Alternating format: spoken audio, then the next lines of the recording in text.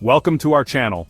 Today, we're diving into some of the most bizarre and unbelievable laws in Africa. From banning camouflage clothing to outlawing public farting, yes, you heard that right, public farting, we're about to take you on a journey through 10 of the most confounding, mind-boggling, and downright hilarious laws you'll find on the continent. Whether you're planning a trip to Africa or just curious about the quirks of different legal systems, this video will leave you both entertained and bewildered. So sit back, relax, and let's dive into the top 10 unbelievable laws in Africa you won't believe exist. Alright, let's start with Zimbabwe. Picture this. You're on safari thinking about blending in with the surroundings, so you throw on some camouflage gear, right? Wrong. In Zimbabwe, wearing camouflage is a big no-no for civilians. The government wants to avoid any confusion between civilians and military personnel. This law is so strict that even children are not spared. The idea here is to prevent any potential threats to national security, but let's be honest, it's hard to see how a toddler in camo could destabilize a government. Other countries like Ghana and Nigeria have similar laws, so if you're planning to visit, leave your camo gear at home and stick to your regular tourist attire. Moving on to Malawi, where the air is fresh, the landscapes are stunning, and public farting is illegal. In 2011, the Malawian government introduced a law that makes it illegal to foul the air in public places. The law was part of a broader initiative to improve public decency and hygiene. But let's be real, catching someone in the act of farting is a logistical nightmare. The government did try to backtrack a bit, saying the law was more about encouraging good manners than actual enforcement. But the damage was done, so if you ever find yourself in Malawi, remember to hold it in, because in Malawi the air of freedom doesn't include the freedom to fart.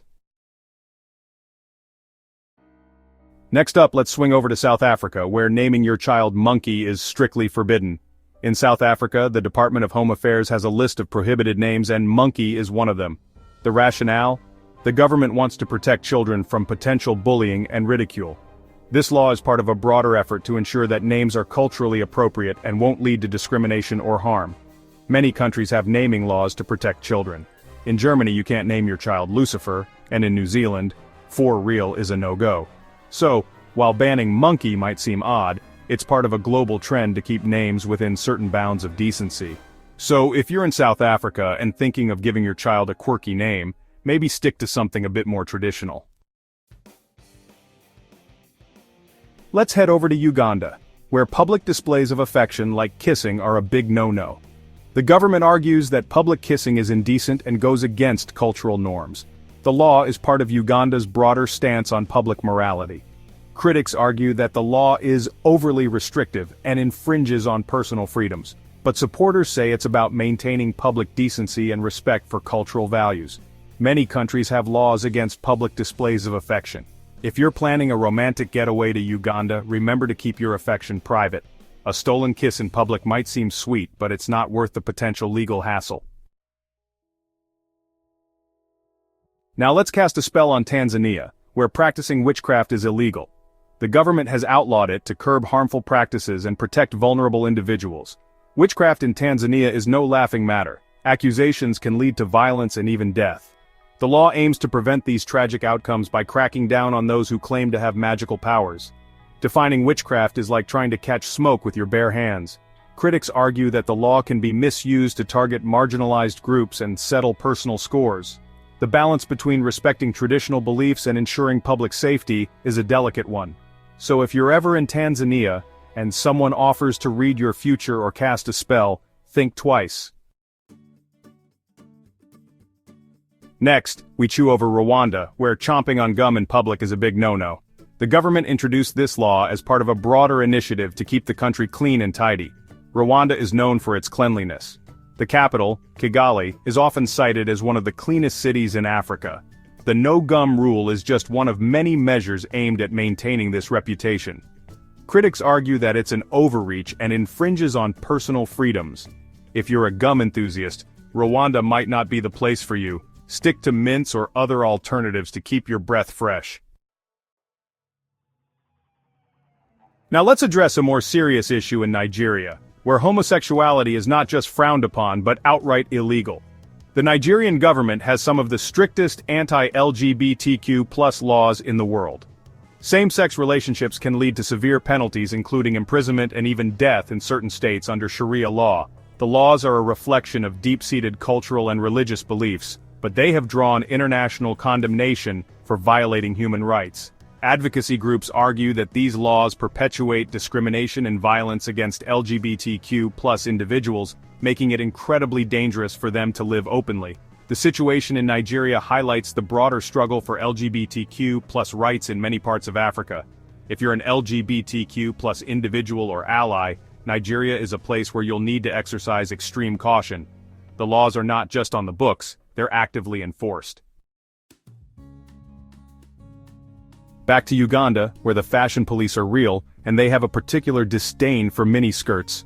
The government argues that this law is about maintaining public decency and preventing what they call provocative dressing. Critics, however, see it as a blatant attack on women's rights and personal freedom. They argue that the law is rooted in outdated and patriarchal views of women's bodies. The mini-skirt ban has sparked protests and debates both within Uganda and internationally.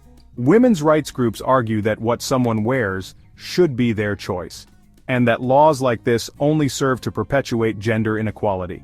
If you're visiting Uganda and planning your wardrobe, it might be wise to err on the side of caution. While the miniskirt might be a symbol of fashion freedom elsewhere, in Uganda, it could land you in hot water. So, pack accordingly and remember that sometimes fashion statements come with legal consequences. Let's focus our lens on Ethiopia, where snapping a photo of a government building can get you into serious trouble. The government argues that this law is about national security and protecting sensitive information.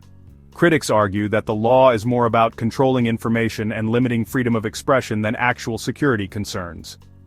The law has led to several incidents where tourists and locals alike have found themselves in hot water for simply taking a photo.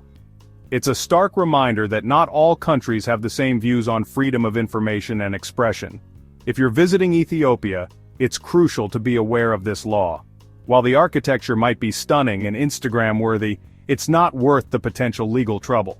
So, keep your camera focused on the landscapes and people, and leave the government buildings out of your shot. Finally, let's strip down the law in Kenya, where walking around naked in your own home can get you into trouble if you're visible to the public. In Kenya, being naked in your own home is illegal if someone can see you from outside. The law is part of a broader set of decency laws aimed at maintaining public morality. Critics argue that the law is overly intrusive and impractical to enforce. The law has sparked debates about privacy and personal freedom. While the government argues it's about maintaining public decency, many see it as a step too far. So, if you're living in or visiting Kenya, keep your curtains drawn and your clothes on. Because in Kenya, your home might be your castle, but it's not a nudist colony. Thanks for watching. If you enjoyed this video, make sure to like, comment, and subscribe for more interesting content. We've journeyed through some of the most bizarre and unbelievable laws in Africa, from banning camouflage clothing in Zimbabwe to prohibiting public farting in Malawi. These laws might seem strange, but they offer a fascinating glimpse into the unique cultural and legal landscapes of different countries. Remember, laws are often a reflection of the values and priorities of a society. While some might seem absurd to outsiders, they often have deep-rooted reasons behind them. Whether it's about maintaining public decency, protecting national security, or preserving cultural norms, these laws tell a story about the communities they govern. So, next time you're traveling or just curious about the world, take a moment to learn about the local laws. You never know what surprises await you.